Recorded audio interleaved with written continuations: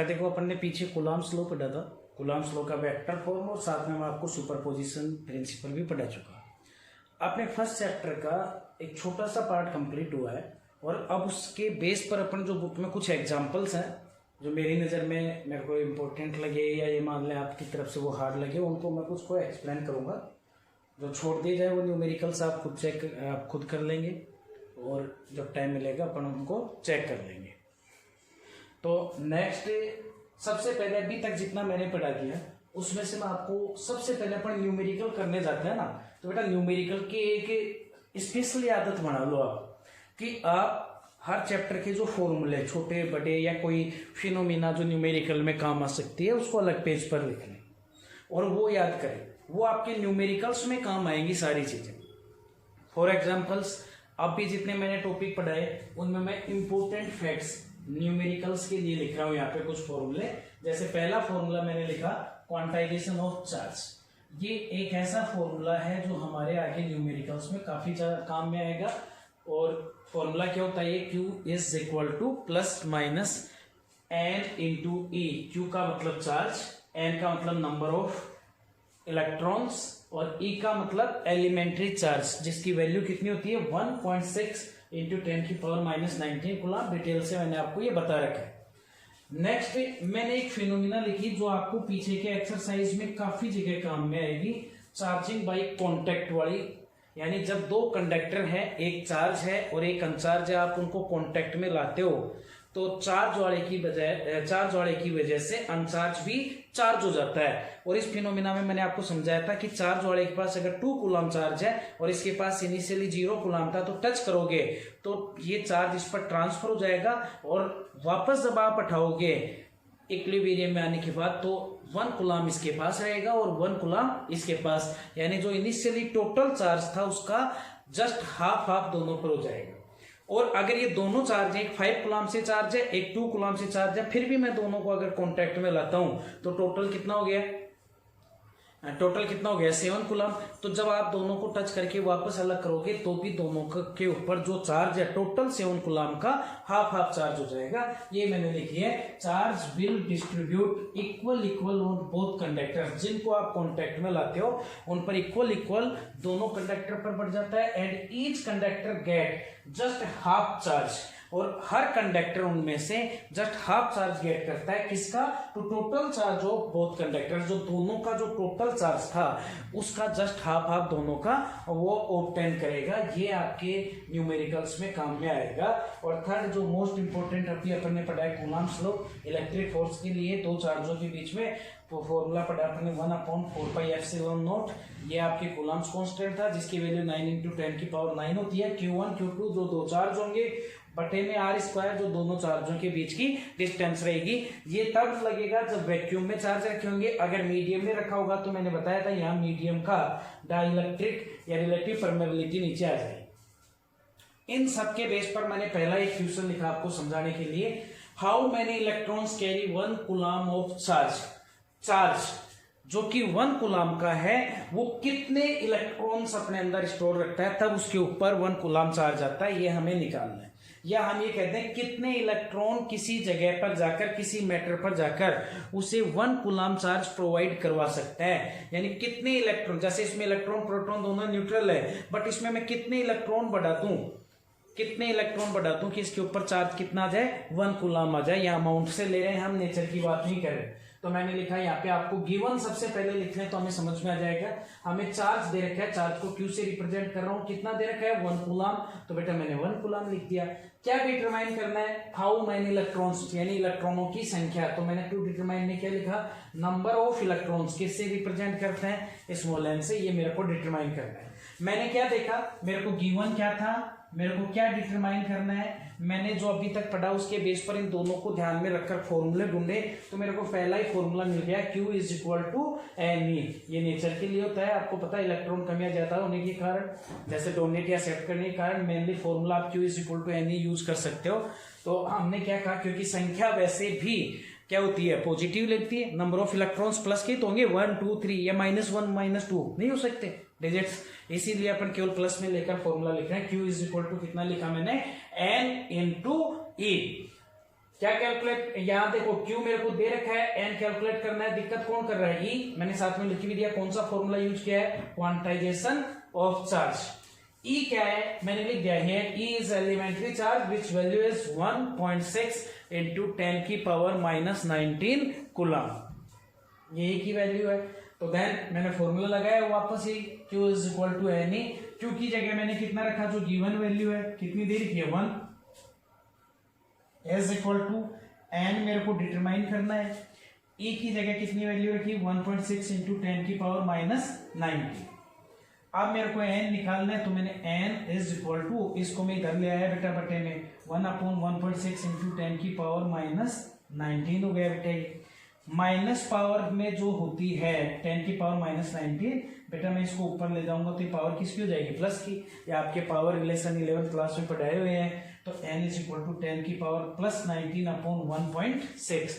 इसको जब मैं सोल्व करूंगा तो मेरे पास 6.25 इंटू 10 की पावर 18 आ जाएगा। कैसे आया? 10 की पावर 19 को मैं 10 इंटू 10 की पावर 18 लिख लूं और अपॉन 1.6 का 10 में डिवाइड दूंगा तो ये डिजिट आ जाएगी, इंटू 10 की पावर 18। क्या यहाँ पे कोई यूनिट लगेगा? नहीं लगेगा, यूनिट लेस, क्योंकि हमें पता है नंबर संख्या, जैसे कितने आदमी थे, मान लो 100 आदमी थे, कितनी साइकिलें खड़ी थी, 1000 साइकिलें खड़ी थी, तो ये मतलब डिजिट्स होती है, इनके आगे बेटा कोई यूनिट नहीं लगती कि भाई 100 किलो, ऐसे नहीं। तो नंबर ऑफ इलेक्ट्रॉन्स थे तो डिजिट है, तो डिजिट है तो यूनिट लेस होगी, संख्या थी वो। कितने इलेक्ट्रॉन मिलकर? 6.25 इंटू 10 की पावर 18 इलेक्ट्रॉन मिलके, और कितना चार्ज प्रोवाइड करवाते हैं? 1 कूलम चार्ज प्रोवाइड करवाते हैं। इसी के बेस पे मैं आपको कुछ क्वेश्चन देता हूं, आप वो कर देखेंगे। जैसे एक क्वेश्चन लैंग्वेज वही रहेगी, आपको charge Q is equal to 1 nano coulomb में और दूसरा 1 इज माइक्रो कूलम में। अगर इतना चार्ज प्रोवाइड करवाने के लिए कितने इलेक्ट्रॉनों की संख्या रहेगी, ये आप कर देख सकते हैं। 1 माइक्रो कूलम में और 1 नैनो कूलम में कितने इलेक्ट्रॉन चाहिए, यानी how many electron carry 1 coulomb की जगह 1 नैनो कूलम ऑफ चार्ज या फिर 1 micro coulomb of charge. Nano micro digit मेरी पीछे आपको बताई हुई है, आप उनसे देखकर इस क्वेश्चन को सोल्व करेंगे। बेटा आप देखिए क्वेश्चन नंबर सेकंड क्वेश्चन में देखो आपने क्या है, ये एग्जांपल है कि टेक्स्ट बुक के वो बता रहा हूँ आपको। सेकंड नंबर क्वेश्चन में क्या दे रखा है आपको, क्वेश्चन पढ़िए पहले। आपको क्वेश्चन क्या दे रखा है, एन ऑब्जेक्ट इज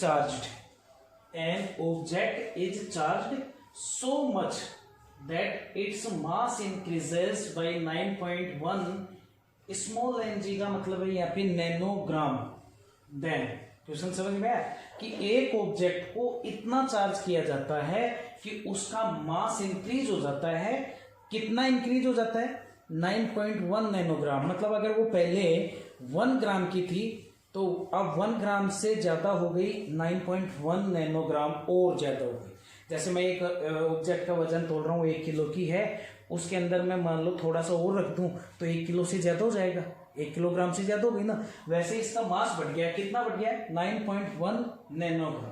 क्या क्या कैलकुलेट करना है, इसमें 2 चीजें आपको दे रखी है। How many electrons were given to the object, ऐसा अगर होता है तो ऑब्जेक्ट को कितने इलेक्ट्रॉन दिए गए हैं। Find the value and nature of charge.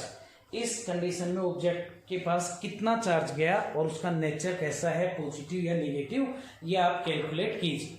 तो सबसे पहले मैं आपको याद दिला दूं, आपको मैंने शुरू के टॉपिकों में एक बात बताई थी कि हम किसी ऑब्जेक्ट को चार्ज करते हैं और चार्ज के दौरान अगर हम उस ऑब्जेक्ट को इलेक्ट्रॉन देते हैं, यानी ऑब्जेक्ट इलेक्ट्रॉन को एक्सेप्ट करती है, तो जिसके ऊपर इलेक्ट्रॉन चले गए वो चार्ज तो होगी और एक्सेप्ट कर रही है, इसलिए चार्ज भी कैसा होगा? नेगेटिव होगा, बट उसका मास भी इंक्रीज होगा, क्योंकि इलेक्ट्रॉन एक मास का पार्टिकल है। ये बात अलग है कि उसका मास बहुत कम होता है, बट है कैसा पार्टिकल? मास का particle.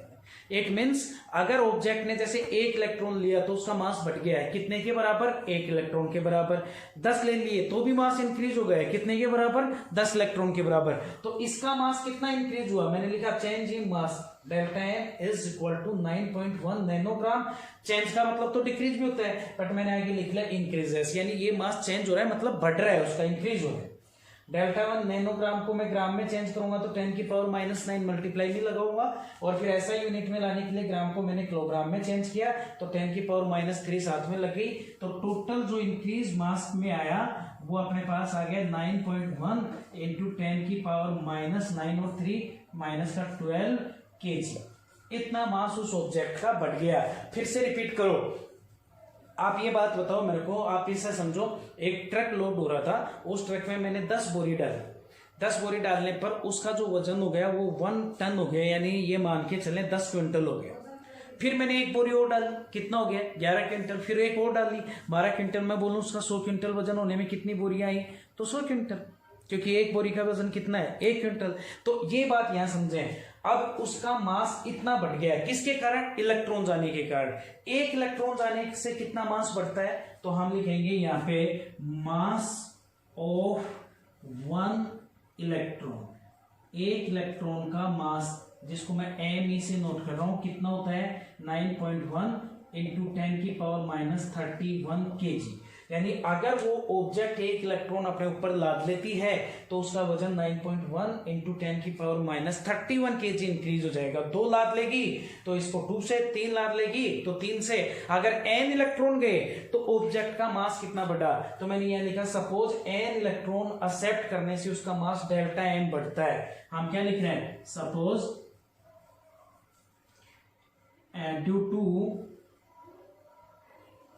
due to n electrons mass will be increases by delta m, so delta m is equal to n into mv। क्या ये रिलेशन आपको समझ में आया? मैंने क्या कहा कि सपोज ड्यू टू, ये देखो क्या लिखा है मैंने, n इलेक्ट्रॉन के कारण ऑब्जेक्ट का मास कितना बढ़ रहा है, डेल्टा m। तो डेल्टा m की वैल्यू कितनी हुई, n, इतने इलेक्ट्रॉन लिए इंटू 1 इलेक्ट्रॉन का मास निकाल लेंगे हम यहां से। तो हमने देखो यहां से क्या लिखा, डेल्टा m की जगह 9.1 इंटू 10 की पावर -12, n की वैल्यू निकालनी है 9.1 इंटू 10 की पावर -30। आप बताओ, आप इजीली n निकाल सकते हो। n इज इक्वल टू आ जाएगा 9.1 इंटू 10 की पावर -12, इसको बट्टे में लाऊंगा तो आ जाएगा यहाँ पे बेटा मेरे पास 9.1 इंटू 10 की पावर -31। 9.1 कैंसिल हो गया। अब आप देखो कितना आएगा, यहाँ से 10 की पावर -31 ऊपर जाएगा तो प्लस का 10 की पावर प्लस 31 और 10 की पावर -12, तो पावर ऐड होगी तो कितना आ जाएगा, 10 की पावर 31 में से 12 घटाओ तो यहाँ क्या लिखेंगे, 10 की पावर देखो माइनस का कितना है 12 और प्लस का कितना आ जाएगा 31। इस टाइप से अपने पास आ जाएगा ये। तो हमारे पास कितना बच जाएगा, 10 की पावर +19, यानी आपका ऑब्जेक्ट का मास 9.1 नैनोग्राम बढ़ने के लिए कितने इलेक्ट्रॉन उसको एक्सेप्ट करने चाहिए। तो आंसर आया उसको 10 की पावर 19 इलेक्ट्रॉन क्या करने पड़ेंगे, एक्सेप्ट करने पड़ेंगे। समझ में आई बेटा? तो मैंने ये बात यहाँ पे समझाई, इस प्रकार से अपन ये निकालेंगे।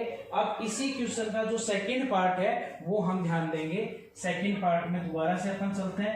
अभी हमने क्या देखा, यहाँ पे कितने इलेक्ट्रॉन्स इंक्रीज हुए, यहाँ पे 10 की पावर +19 इलेक्ट्रॉन उसने एक्सेप्ट कर लिए। तो अब ये तो फर्स्ट था, अब क्वेश्चन सेकंड में, तो जो सेकंड था उसमें find the value of charge. तो हम क्या लिखेंगे, फॉर वैल्यू ऑफ चार्ज। आपको पता है चार्ज की वैल्यू डिटरमाइन करने के लिए हम फॉर्मूला लगाते हैं Q is equal to Na। कौन सा फॉर्मूला है ये, क्वांटाइजेशन, मैंने लिख रखा है ये क्वांटाइजेशन फॉर्मूला है, ठीक है। इसी से चार्ज की वैल्यू निकलती है। हियर आपको गिवन है n इज इक्वल टू 10 की power 19 and E is equal to 1.6 into 10 की पावर -19 कूलम। सो Q की वैल्यू कितनी आ जाएगी बताओ, n की जगह 10 की पावर 19 इंटू 1.6 इंटू 10 की पावर -19। अब बताओ प्लस की 19 और माइनस की 19 कट जाएंगे, ये तो आपका पूरा किया, और चार्ज कितना आ जाएगा 1.6 कूलम। ये चार्ज पॉजिटिव टाइप का हो गया या नेगेटिव टाइप का, तो अभी मैंने शुरू में ही समझा दिया था, ऑब्जेक्ट ने इलेक्ट्रॉनों को क्या किया है, एक्सेप्ट किया है, तभी मास बढ़ेगा। अगर ये कहता मास डिक्रीज हो रहा है तो क्या कहते हैं, उसने इलेक्ट्रॉन निकाले हैं, तो जो इलेक्ट्रॉन डोनेट करता है उस पर पॉजिटिव चार्ज आता है, और जिसने एक्सेप्ट किए हैं इसका मतलब उसके ऊपर कैसा चार्ज आएगा, नेगेटिव। तो आप यहाँ पे लिखोगे नेचर ऑफ चार्ज का nature is equal to negative. तीनों चीजों के आंसर दे दिए। कितने इलेक्ट्रॉन चाहिए उसको इतने चार्ज के, इतना मास बढ़ाने के लिए 10⁻19, कितना चार्ज आ जाएगा ऐसे होने से 1.6 कूलम, और चार्ज का नेचर कैसा रहेगा, नेगेटिव। ये आपकी टेक्स्ट बुक का सेकंड एग्जांपल था। हाँ बेटा नेक्स्ट देखिए आप, एग्जांपल फर्स्ट सेकंड मैंने करा दिया, थर्ड आप कर लेना, प्रैक्टिस के लिए मैं छोड़ रहा हूँ। एग्जांपल 1.4 देखिए आप क्या कह रहा है, the distance between electron and proton in A hydrogen atom. Hydrogen atom है, उसका इलेक्ट्रॉन और प्रोटॉन ले रखा है, और उनके बीच की डिस्टेंस दोनों के बीच की ये दे रखी है 5.3 × 10⁻11 metre. Calculate the electric attractive force. Attractive नाम इसलिए दे दिया क्योंकि एक इलेक्ट्रॉन और एक प्रोटॉन, तो एक नेगेटिव चार्ज और एक पॉजिटिव, तो दोनों के बीच में अट्रैक्शन होगा।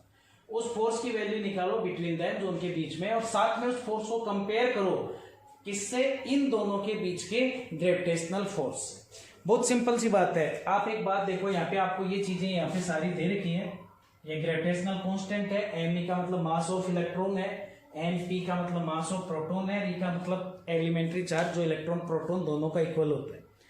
क्वेश्चन ये आता है कि पहले आप एक बात समझे, यहाँ पे हाइड्रोजन एटम में इसने क्या कहा है कि यहाँ एक प्रोटॉन है और इससे कुछ दूरी पर यहाँ एक इलेक्ट्रॉन है, और जो ये बीच की दूरी है r, वो आपको दे रखी है 5.3 × 10⁻11 मीटर।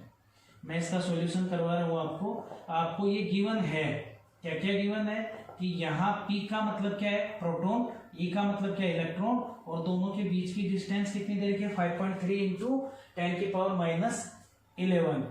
P का मतलब मैं इसको क्या लिख दूं यहाँ पे, Q1 प्रोटॉन, Q1 यहाँ पे देखो P था, Q1 का मतलब चार्ज ऑफ प्रोटॉन, ये प्रोटॉन का चार्ज है।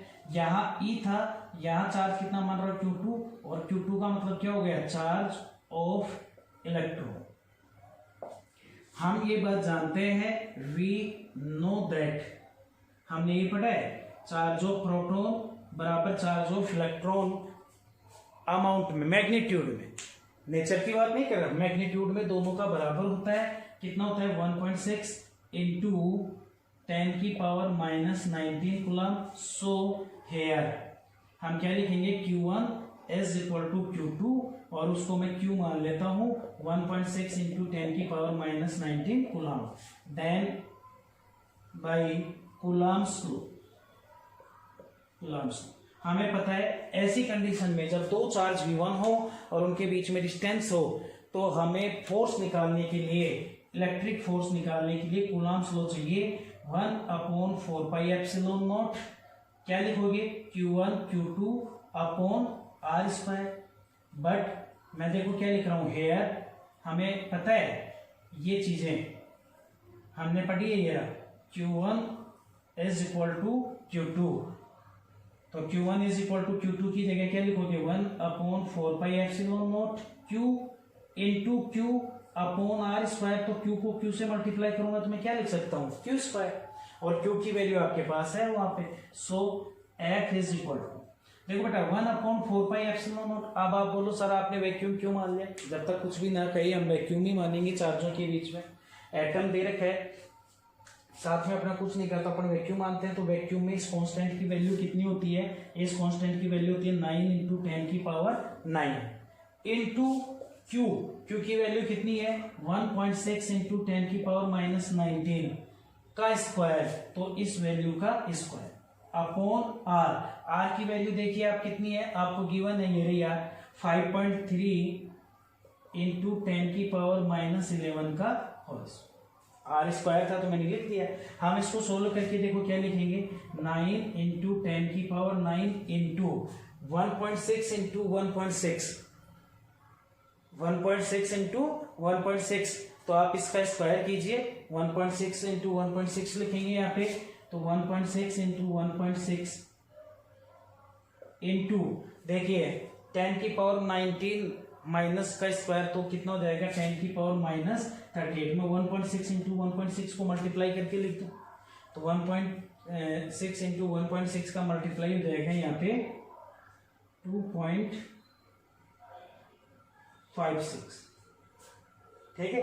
तो 10 की पावर माइनस 19 का स्क्वायर हो जाएगा इंटू 10 की पावर माइनस 38 अपॉन 5.3 का स्क्वायर करेंगे तो क्या लिखेंगे 5.3 इंटू 5.3 और 10 की पावर माइनस 11 का स्क्वायर करेंगे तो 10 की पावर माइनस 20।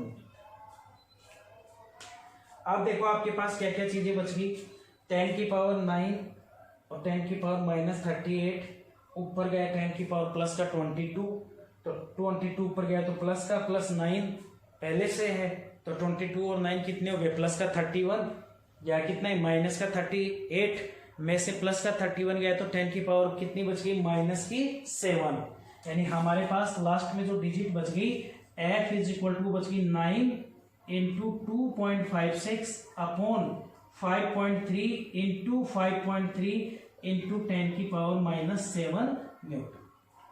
ये वैल्यू हमारे पास है 9 इंटू 2.56 अपॉन 5.3 इंटू 5.3 बोल रहा हूं मैं यहाँ पे ध्यान देंगे बटे में 2 बार है और ये पावर्स का रिलेशन सोल्व करूंगा तो 10 की पावर माइनस 7 न्यूटन हमारे पास यहाँ बच जाएगा। ये इलेक्ट्रिक फोर्स हुआ इन चार्जों के बीच में। अब यहाँ पे अगर हमें निकालना है दूसरा कि यहीं पे इन दोनों का आपको कहा गया है कि ग्रेविटेशनल फोर्स से कंपेयर करो आप इसको सोल्व कर सकते हैं। सोल्व करेंगे तो यहाँ पे हमें F इज इक्वल टू मिलेगा 0.82 इंटू 10 की पावर माइनस 7 न्यूटन। ये आपका इलेक्ट्रिक फोर्स आ गया 9 इंटू 2.56 बटे 5.3 इंटू 5.3 का डिवाइड देंगे तो हमारे पास ये इलेक्ट्रिक फोर्स आ गया। नाउ हमें कौन सा फोर्स और निकालना है हमें ग्रेविटेशनल फोर्स और निकालना है ग्रेविटेशनल फोर्स और इसका फॉर्मूला पढ़ने पड़ेगा F is equal to G m1 m2 upon r square m1 की जगह me इलेक्ट्रॉन का मास और m2 की जगह mp प्रोटॉन का मास। सो F इज इक्वल टू आ जाएगा देखो G की वैल्यू दे रखी है 6.67 इंटू 10 की पावर माइनस 11 दे रखा है बेटा इंटू me 9.1 इंटू 10 की पावर माइनस 31 इंटू mp इसकी वैल्यू आ जाएगी 1.67 इंटू 10 की पावर माइनस 27 और बेटा बटे में क्या आ जाएगा आर स्क्वायर आर आपको कितना दे रखा है 5.3 इंटू 10 की पावर माइनस 11 का आप इसको सोल्व करेंगे तो इसका स्क्वायर खोल दूं मैं स्क्वायर का मतलब 5.3 इंटू 5.3 और 10 की पावर माइनस 11 का स्क्वायर का मतलब माइनस 22 अभी क्या था पहले आप पावर्स को सोल्व कर ले देखो बेटा माइनस 11 और माइनस 31 ऐड करो कितनी हो गई 31 और माइनस 11 होगी माइनस 42 और माइनस 27 माइनस 69 पावर ऊपर हो गई तो आप देखो इसे कैसे लिखोगे 6.67 into 9.1 into 1.67 upon 5.3 into 5.3 into अभी क्या बताया था मैंने 10 की पावर माइनस 69 ऊपर 10 की पावर माइनस 22 नीचे ऊपर गई तो ये प्लस की हो जाएगी यानी 69 में से 22 घटाओ आप तो 69 में से 22 गए तो 20 गए तो ये बच गया 49 और 2 और गया तो माइनस का 47 यानी मैं इसको हटाता हूँ और इसकी जगह 10 की पावर माइनस 47 न्यूटन बच गया। और अब हम इसको यहाँ सोल्व कर लेंगे ये ग्रेविटेशनल फोर्स की वैल्यू हम यहाँ लिखेंगे इसको सोल्व ग्रेविटेशनल फोर्स की वैल्यू आ जाएगी 3.6 इंटू 10 की पावर माइनस 47 न्यूटन। देखो बेटा ये ग्रेविटेशनल फोर्स आ गया और ऊपर हमारे पास अपन ने इलेक्ट्रिक फोर्स कैलकुलेट कर लिया था इसने कहा कंपेयर करो दोनों को तो मैं इसको यहाँ से हटा रहा हूँ केवल इसका अमाउंट चाहिएगा। तो नाउ फॉर कंपेयरिंग हमने क्या किया यहाँ से सो हमने ये लिखा किस किस को देखो किसको कह रहे क्या क्या कह रहे हैं ये the electric attractive force between them and compare this force with gravitational force. तो मैंने लिखा F E upon F G F E कितना है 0.82 इंटू 10 की पावर माइनस 7 अपॉन नीचे वैल्यू देखो कितनी आई है अपने पास 3.6 इंटू 10 की पावर माइनस 47 कंपेयर करते हैं तो हम रेशियो निकाल देते हैं हमने से 47 को ऊपर ले जाओ प्लस का हो जाएगा 47 माइनस का 7 है, तो आ जाएगा 0.82 अपॉन 3.6 इंटू 10 की पावर 4। आप चाहो तो इसको 16 कर लो, जैसे मैं पॉइंट उठाता हूँ तो यहाँ से 2 हट जाएंगी, तो 82 इंटू 10 की पावर 38 और अपॉन 36 की पॉइंट उठाऊंगा तो यहाँ 0 लग जाएगी। बेटा हम ये डिवाइड दे लेंगे, जो भी आएगा हमारा यहाँ पे रेशियो हो जाएगा, उसके आगे यूनिट नहीं लिखेंगे क्योंकि वो फोर्स का रेशियो रहेगा।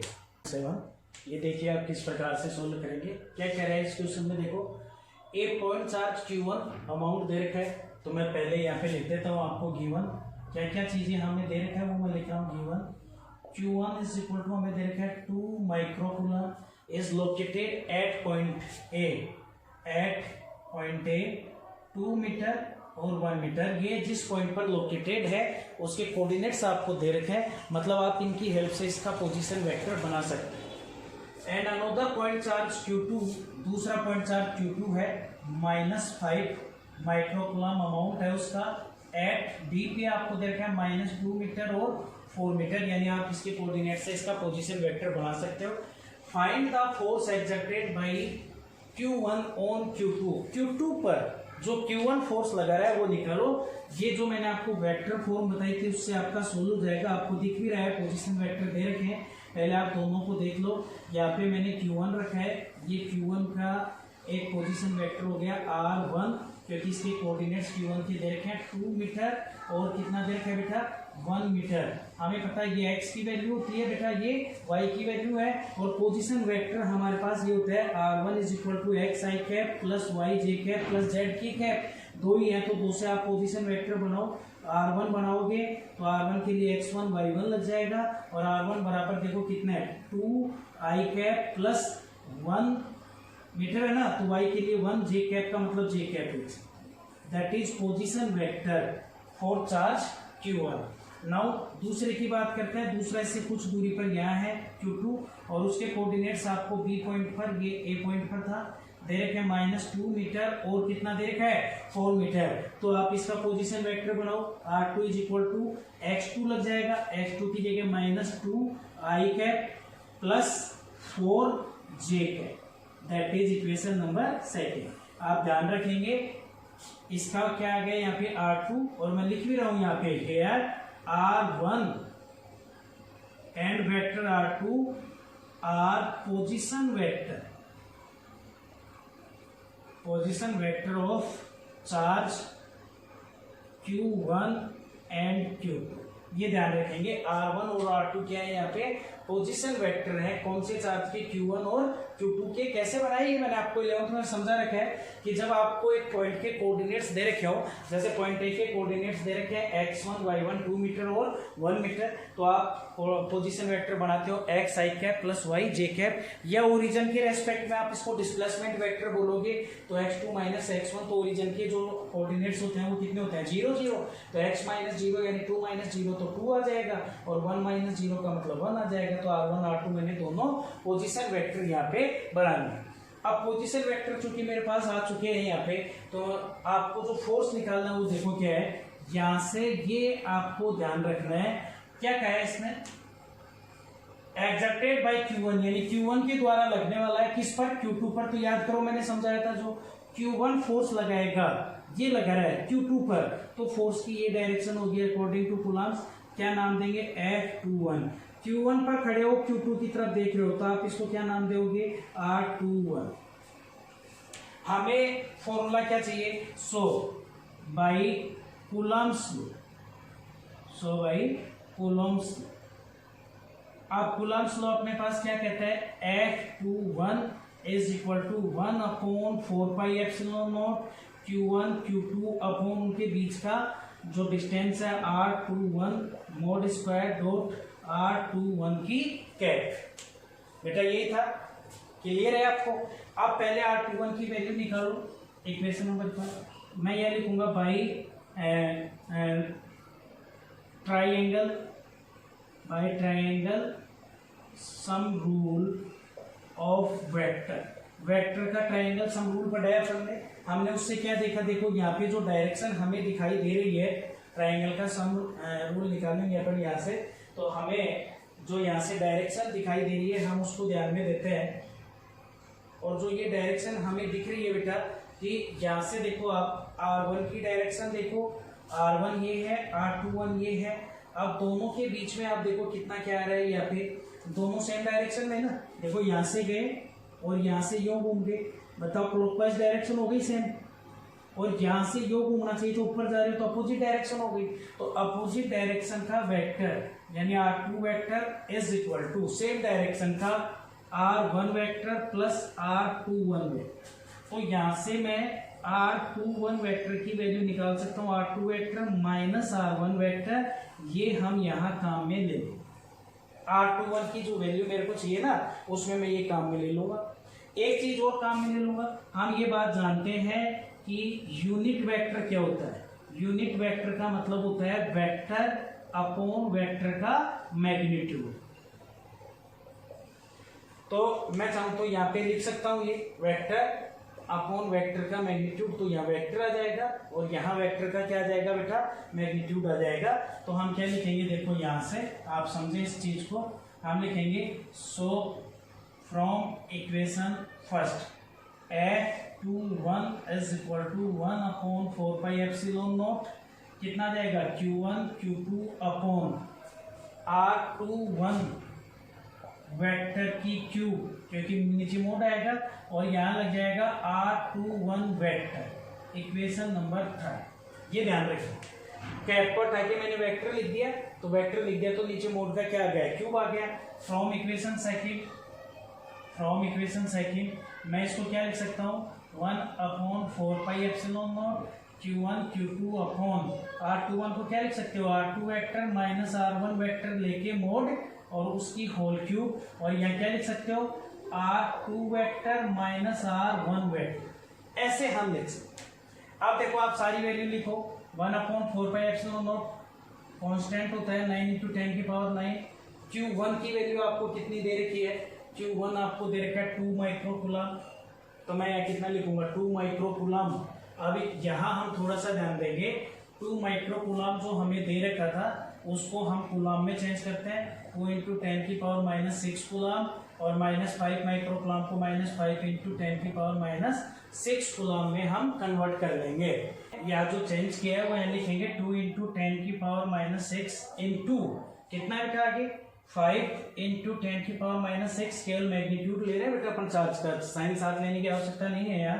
अपॉन मोड लगाएंगे R2 वेक्टर, बेटा R2 वेक्टर ये है आपके पास, कितना है बेटा बताओ, minus 2i cap plus 4j cap, ठीक है। माइनस R1 वेक्टर है तो कितना जाएगा बेटा 2i cap plus j cap, ये मोड लगा के cube into R2 minus R1, जो यहाँ आएगा वो मैं ये ही चीज यहाँ आ जाएगी, minus 2i cap plus 4j cap minus 2i cap plus j cap, ये मैं यहाँ लिख दूंगा। इस टाइप से हमें ये लिखना पड़ेगा। अब हम इसको सोल्व करते हैं बेटा, इधर से चूंकि मैं आपको समझा चुका तो मैं यहाँ से वापस एक बार मिटा रहा हूँ, ये सारी चीजें काम में आ चुकी थी। तो अब देखो वहां से कितना आ जाएगा बेटा, आप इसको सोचो, 9 इंटू 2 18, 18 इंटू 5 कितना हो जाएगा बेटा 19 इंटू 10 की पावर 9, 6 और 6 12, 12 में से 19 गया तो 10 की पावर माइनस 3 अपॉन, देखो बेटा इसको खोलो मोड को, कितने minus 2i cap plus 4j cap, बेटा ये 4j कैप, यहाँ माइनस से अंदर मल्टीप्लाई करेंगे तो minus 2i cap minus j cap, minus minus दोनों से होगा ना, मोड लगा के क्यूब कर देंगे, और ये चीज बेटा यहाँ आ जाएगी माइनस 2i और ये माइनस जाएगा तो minus 2i cap plus 4j cap minus 2i cap minus j cap, ये चीज मैंने यानी ब्रैकेट खोल दिया, मतलब इसको मैं क्या लिख सकता हूँ 90 इंटू 10 की पावर माइनस 3 अपॉन माइनस 2 और माइनस 2 कितना हो गया माइनस 4i कैप, 4j में से एक दी गया तो कितना बच गया प्लस का 3j कैप, मोड निकाल के क्यूब कर देंगे, और यहाँ क्या बच जाएगा 2i और 2i माइनस का 4i, और 4j में से 1j गया तो प्लस का 3j, ये बच गया। नीचे मेरे को मोड का मतलब इसका मैग्नीट्यूड निकालना है। अगर आपके पास कोई वेक्टर ये है xi cap plus yj cap, तो आप उस वेक्टर का मैग्नीट्यूड कैसे निकालते हैं, root x square plus y square. बताओ ये तरीका होता है। तो रूट आई के साथ जो एक्स है तो ये आई के साथ -4 है तो -4 का स्क्वायर, प्लस जो यहाँ जे के साथ वाई है तो जे के साथ 3 है तो बेटा 3 का स्क्वायर। ये मैं मैग्नीट्यूड निकालूंगा, 4 का स्क्वायर 16 प्लस 9 रूट किया मैंने 25 का कितना आ गया 5। यानी इसको सोल्व करूंगा तो यहाँ पे इसका जो मैग्नीट्यूड है वो मैंने निकाल दिया, कितना आ जाएगा 5, और इस मैग्नीट्यूड को मैं अब यहाँ पुट कर दूंगा तो आ जाएगा 90 × 10⁻³ अपॉन 5 की क्यूब। और यहाँ मैग्नीट्यूड नहीं है, ध्यान रखेंगे, देख लेना फॉर्मूले में वेक्टर ही है सीधा, मैग्नीट्यूड नहीं है तो हम इसको यूं ही लिखेंगे -4i प्लस 3j। इसका आंसर आ जाएगा यहाँ पे 90 × 10⁻³ 5 × 5 25 और फिर इंटू 5 तो 125 इंटू -4i प्लस 3j आगे लग जाएगा न्यूटन।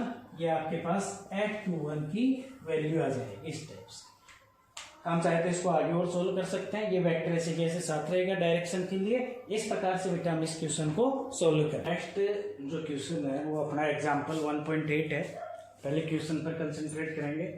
तो small point spheres of mass 200 gram each are suspended by 2 insulated threads of length 40 centimetre. ये क्या कह रहा है कि दो छोटे छोटे पॉइंट स्फेयर है और वो दो इंसुलेटर मतलब ऐसे धागे जिनसे चार्ज का फ्लो नहीं हो सकता, उनसे लटके हुए हैं। दोनों का वजन बराबर है, 200 ग्राम है, और जो थ्रेड है, धागा है, जो मैंने यहाँ दिखा रखा है दैट इज थ्रेड। ये एक ऑब्जेक्ट का और इस तरह बेटा ये दूसरे ऑब्जेक्ट का, ये जो धागे हैं वो लेंथ आपको कितनी दे रखी है 40 सेंटीमीटर, और दोनों एक कॉमन पॉइंट से फिर ऊपर बंधे हुए हैं। आगे देखो क्या कह रहे हैं, each from a common point both the spheres are equally charged है। यानी ये जो दोनों स्पेयर है, फर्स्ट ए पर मैंने शो किया है, दूसरा बी पर, दोनों इक्वली चार्ज हैं। यानी इसके पास भी चार्ज क्यू है और इसके पास भी चार्ज कितना है क्यू लिखा है मैंने, स्मॉल बॉल्स, और ये चार्ज दोनों का इक्वल है क्यू है। And distance between them in equilibrium, मतलब जब हम इन्हें फ्री लटका देते हैं तो दोनों पर इक्वल चार्ज है, तो दोनों के बीच में क्या होता है, रिपल्सन होता है। और रिपल्सन होने के बाद जैसे यो थे, ये लटका दिए मैंने, तो यो रिपेल होते होते ये इतनी दूर चले गए और अब यहाँ पे एकदम इक्विलिब्रियम मतलब रुके हुए हैं, ना इधर आ रहे ना आगे जा रहे। तो वो जो इक्विलिब्रियम की डिस्टेंस है यहाँ से यहाँ तक, उसको मैंने x से डिनोट किया है, और उस x की लेंथ आपको कितनी दे रखी है 4 centimetre. Find the charge of each sphere, आपको इस q की वैल्यू निकालनी है दोनों पर। इसके लिए मैंने एक डायग्राम आपके सामने बनाया है। ये कॉमन पॉइंट हो गया, यहाँ से दो थ्रेड लटके हुए हैं, लेंथ दोनों की बराबर है 40-40 सेंटीमीटर। मैंने पूरा एंगल 2 थीटा जूम कर लिया, तो बिल्कुल जब मीडियन खींची तो बीच का जो एंगल है वो इधर भी थीटा रह गया और इधर भी थीटा। कंप्लीट डिस्टेंस इक्विलिब्रियम में 4 सेंटीमीटर थी, तो ये बीच का मीडियन पॉइंट हो गया, तो आधी डिस्टेंस इधर आधी इधर, यानी x/2 और x/2 डिस्टेंस अपने पास इधर रहेगी x/2, और बीच वाले मिड पॉइंट को मैंने O से डिनोट कर। बेटा हमें ये पता है कि जब यहाँ पे कोई मास का स्फीयर अपन लटकाएंगे, हैंग करेंगे, सस्पेंड करेंगे, तो उसके मास के कारण अर्थ के सेंटर की तरफ नीचे अपने यहाँ एक वेट फोर्स लगता है, और उस वेट फोर्स को मैंने यहाँ क्या लिखा है mg, क्योंकि दोनों का मास इक्वल है तो दोनों का अर्थ के सेंटर की तरफ वेट फोर्स लगेगा। बट बेटा जिस पॉइंट पर ये सस्पेंडेड है वो पॉइंट थ्रेड में अपनी तरफ क्या, इनके वेट फोर्स को बैलेंस करने के लिए इधर क्या जनरेट करेगा, टेंशन जनरेट करेगा। तो ये टेंशन यहाँ पे दोनों थ्रेड में हो रही है, और हमें पता है कि वेट फोर्स नीचे है और थ्रेड में टेंशन ये आपकी इस तरफ आ रही है जो फोर्स है। और ये बैलेंसिंग शो करने के लिए हम जब भी ऐसी कंडीशन मिलती है इस तरीके से, तो हम जो वेक्टर क्वांटिटी होती है उसका एंगल देख के एक्सिस के साथ हम उसके कंपोनेंट्स डिवाइड करते हैं। तो यहाँ एंगल थीटा है, तो टी का एक कंपोनेंट आपको पता है जिधर थीटा आता है उस तरफ हम टी कोस थीटा लिखते हैं, और दूसरा अपन क्या लिखते हैं टी साइन थीटा। ऐसे इसमें टी में यहाँ थीटा है, यहाँ थीटा क्यों आया पहले समझे आप। ये पॉइंट था एक यहाँ पे, और ये लाइन है, और फिर इसके पैरेलल ये लाइन है, तो जेड की शेप में जो एंगल बनते हैं वो कौन से एंगल बन जाते हैं अपने पास, अल्टरनेट एंगल बन जाते हैं। तो आप देखें यहाँ से इस तरीके से ये जो पूरा एंगल है वो बराबर है, और फिर ये इनका बीच का पॉइंट है। यहाँ से ये देखें, ये लाइन और ये लाइन दोनों क्या है, यहाँ पे ये देखो मीडियन है, और ये यहाँ देखो ये दोनों पैरेलल है, बीच में क्रॉस लाइन है, तो यहाँ एंगल थीटा है, तो यहाँ भी कितना आ जाएगा, थीटा आ जाएगा। इस थीटा के कारण टी का इधर क्या आ गया, टी कोस थीटा, और दूसरा ये कंपोनेंट क्या आ गया, टी साइन थीटा। तो अब आप देखो दोनों के बीच में रिपल्सन हो रहा है, तो ये इस पर फोर्स लगा रहा है इस तरफ है, और ये इस पर फोर्स लगा रहा है इस तरफ है। एफ को इसको बैलेंस करेगा टी साइन थीटा जो इधर लग रहा है, एफ को इसको बैलेंस करेगा टी साइन थीटा, और वेट फोर्स mg नीचे है तो उसको ऊपर की तरफ कौन बैलेंस करेगा, टी कोस थीटा। ऐसे क्वेश्चन अपन ने 11th में भी किए हैं। तो मैंने क्या लिखा, टी कोस थीटा बैलेंस कर रहा है mg को, equation first, T sine theta balance कर रहा है एफ इलेक्ट्रिक फोर्स को, कूलम्ब लॉ से इसकी वैल्यू 1/4π/ε0, Q1 Q2 की जगह Q चार्ज ये और Q चार्ज इस बॉल का, तो Q into Q upon R की जगह बीच की डिस्टेंस x, तो x का स्क्वायर। चीजें दे रखी थी आपको, कुछ मास दे रखा था 200 ग्राम, ग्राम को केजी में कन्वर्ट किया 10⁻³ से मल्टीप्लाई करके, -3 से 2 0 कैंसिल हो जाएंगी, और एक बच के उससे 0.2 kg हो गया। x 4 सेंटीमीटर दे रखा है, सेंटीमीटर को मीटर में लिखूंगा तो साइंटिफिक लैंग्वेज में 4 × 10⁻² मीटर, और लेंथ का मतलब हो गया 40 सेंटीमीटर की जगह 40 × 10⁻² मीटर। यहाँ ये जो g यूज करना हो उसकी वैल्यू 9.8 मीटर पर सेकेंड स्क्वायर होती है, पर कैलकुलेशन को इजी करने के लिए हम इसे 10 मीटर पर सेकेंड स्क्वायर ग्रेविटेशनल एक्सेलरेशन मान लेते हैं। तो ये वैल्यू मेरे पास आ गई। मैंने क्या किया, इक्वेशन सेकंड में फर्स्ट का डिवाइड दिया, T sine theta upon T cos theta, बटे ये वैल्यू आ गई 1/4πε0 को मैं के लिख रहा हूँ, के की वैल्यू इतनी होती है, पढ़ी है पीछे अपन ने, तो ये के आ गया, टी से टी कैंसिल होकर साइन बटे कोस बराबर 10 आ गया, tan theta is equal to K Q square mg upon X square, sorry mg into X square. अब आप समझेंगे, देखिए बेटा एक बात समझना, x क्या थी, दो पार्टिकल्स के बीच की डिस्टेंस a और b, ये x बराबर दे रखा है 4 सेंटीमीटर, ठीक है, और लेंथ क्या है 40 सेंटीमीटर। ये जिससे बंधा हुआ है उसकी लेंथ यहां से यहां तक मान लो 40 सेंटीमीटर, और ये जिससे बंधा हुआ उसकी भी लेंथ यहां से यहां मान लो 40 सेंटीमीटर, ये दोनों चीजों देखा। तो बेटा देखो कितना छोटा एंगल बन रहा है भाई, ये पॉइंट है, इससे ये बंधा हुआ है, ये बहुत छोटी है 40 सेंटीमीटर, 4 सेंटीमीटर के रेस्पेक्ट में बहुत बड़ी हो गई। जैसे 4 सेंटीमीटर ये है तो 40 का मतलब इस पेन से इतनी डिस्टेंस हो गई और ऊपर तक। तो अब आप बताओ इन दोनों को मिलाने वाला जो ये बीच का ये पॉइंट है, ये जो मैंने मिला रखा है, ये पूरा एंगल आपने कितना माना 2 थीटा, जैसे ये मान रखा है, और उसका भी हाफ क्या है थीटा। इसका मतलब हम क्या कह सकते हैं कि यह एल एक्स से बहुत बड़ा है, इसका मतलब थीटा यहाँ पे बहुत छोटा एंगल है। और जब थीटा बहुत छोटा एंगल होता है तो हमें पता है, हमने 11th में पता है, हम साइन थीटा को इक्वल थीटा मान लेते हैं, और हम टेन थीटा को भी इक्वल क्या मान लेते हैं थीटा। इसका मतलब ये भी थीटा के बराबर, ये भी थीटा के बराबर, इसका मतलब ये दोनों लगभग आपस में क्या होंगे इक्वल। ये लिख दिया मैंने, तो टेन की जगह मैंने साइन लिख दिया फिर इक्वेशन में यहाँ। तो आप देखें from equation third Q square, के को इधर भेजूंगा तो सर टेन की जगह क्या लिख दिया साइन थीटा, बटे में क्या आ गया के, और ये इधर मल्टीप्लाई में आया। साइन क्यों बनाया, क्योंकि ये राइट ट्रायंगल दिख रहा है, इसमें थीटा है, तो देखो आप समझो इसमें थीटा के सामने ये क्या आ गया आपके पास परपेंडिकुलर, और यहाँ 90 के सामने ये क्या आ गया हाइपोटेनस। परपेंडिकुलर हाइपोटेनस दोनों की वैल्यू है, तो आप यहाँ से साइन थीटा की वैल्यू निकाल सकते हैं। साइन थीटा बराबर होता है परपेंडिकुलर अपॉन हाइपोटेनियस, तो परपेंडिकुलर आ रहा है x/2, हाफ डिस्टेंस ये x/2, और हाइपोटेनियस आपके पास आ रहा है l, तो x/2 अपॉन l। x की वैल्यू 4 है, 4/2, और l की वैल्यू भी 40 है, दोनों सेंटीमीटर में थी, तो सेंटीमीटर सेंटीमीटर कैंसिल हो जाएगा, रेशियो आ गया आपके पास एंगल का, 2 से 4 कट जाएगा 2, और 2 से 40 कट जाएगा तो 1/20 किसकी वैल्यू आ गई साइन थीटा की वैल्यू आ गई। ये सारी वैल्यू देन फ्रॉम इक्वेशन 4, यानी सारी वैल्यू अपन इक्वेशन 4 में रखेंगे। इसके लिए बेटा मैं थोड़ा सा ऊपर से ये रफ कर रहा हूँ आपको समझाने के लिए। हम सारी वैल्यू ऊपर रखते हैं यहाँ पे, तो देखो आपके पास क्या क्या आएगा यहाँ से फ्रॉम इक्वेशन 4 से आप देखना, q is equal to root, बेटा देखो क्या आ रहा है साइन थीटा की वैल्यू 1/20, और बटे में के की वैल्यू 9 × 10⁹ 9, ये तो इसकी वैल्यू हो गई, इंटू m की वैल्यू देखो ये रही 0.2, SI यूनिट सिस्टम में लेंगे, इंटू m के साथ g, SI में कितना है 10, और इंटू फिर आगे अपन देखें तो कितना है एक्स स्क्वायर। एक्स की वैल्यू देखो कितनी है 4 इंटू 10 की पावर -2, तो 4 का स्क्वायर करेंगे तो 16 और 10 की पावर -2 का 10 की पावर -4। अब हम इसे सोल्व करते हैं। देखो यहां से हमने क्या देखा कि बेटा ये 10 है तो ये पॉइंट कट जाएगी, यहाँ से 2 है 2 से ये कट जाएगा बेटा 10 आ जाएगा। क्या क्या बच गया आपके पास? अब देखो आप ऊपर क्या बचा हुआ है 16 इंटू ये 16 इंटू 10 की पावर -4 अपॉन नीचे देखो कितना है 9 इंटू 10 ये और 9 ये, तो कितना हो गया 10 की पावर 10